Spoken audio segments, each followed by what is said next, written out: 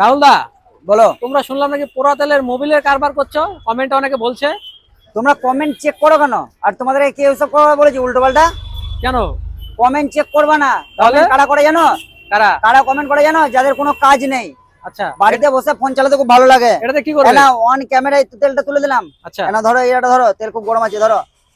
আচ্ছা। তুমি যে কোনো ল্যাবে গিয়ে তুমি হ্যাঁ, টেস্ট করতে পারো যে এটা পোড়া তেল না কি তেল, তুমি যে কোনো ভাবে নিয়ে যেতে পারো মন। তাই নাকি? হ্যাঁ, এই যে তেলটা কালারটা দেখে তুমি বুঝতে পারছো এত তেলটা বড় কালার। কথা বলছো? হ্যাঁ, এত বড় কথা বললাম তোমাকে, তেল অন ক্যামেরার সামনে তোমাকে কড়াই থেকে তুলে দিলাম। হ্যাঁ, তেল কিন্তু ফুটছে, গরম তেল। হ্যাঁ, এটা তুমি নিয়ে যাও। হ্যাঁ, তুমি গিয়ে টেস্ট করে আসো তেলটা, পোড়া ঠিক তেল, আছে। আজকের তেল, কালকের তেল, বাসি তেল, কমা তেল, দামি তেল, সব তোমার এখান থেকে বেরিয়ে যাবে, যাও। আচ্ছা, তাহলে যারা কমেন্টে বলে এগুলো কি তাহলে কি বললাম? বলবে? কমেন্ট কারা করে?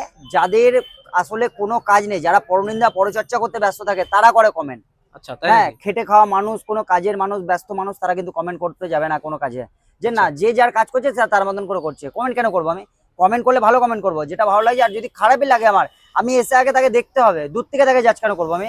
এসে একটা মন হলো আমি বলে দিলাম খারাপ কথা, ওর সঙ্গে আমার বলছে না, আমি বলে দিলাম আমার নামে খারাপ কথা। এটা কোনো কথা মতো কথা? তুমি নিয়ে যাও তেলটা। আচ্ছা, ঠিক আছে, আমি নিয়ে যাচ্ছি।